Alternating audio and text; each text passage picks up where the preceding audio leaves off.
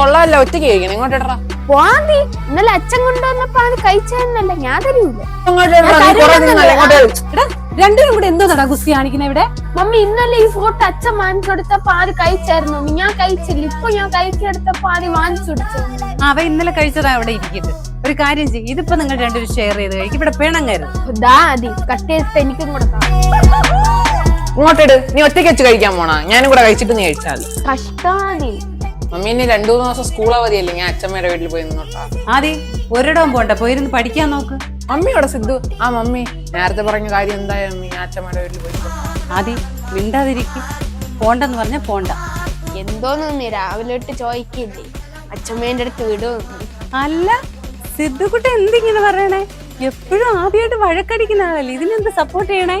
അതെന്തെന്നറിയാം mummy, ആദ്യം അച്ഛമ്മേന്റെ അടുത്ത് പോയാൽ എനിക്ക് ചോക്ലേറ്റും സ്വീറ്റ്സും ലേസും എല്ലാം എനിക്ക് ഒറ്റയ്ക്ക് കഴിക്കല. അപ്പൊ ഷെയർ ചെയ്യണ്ടല്ല. ചേടാ സിദ്ധു, നിന്റെ വേല കൊള്ളാമേ. സിദ്ധു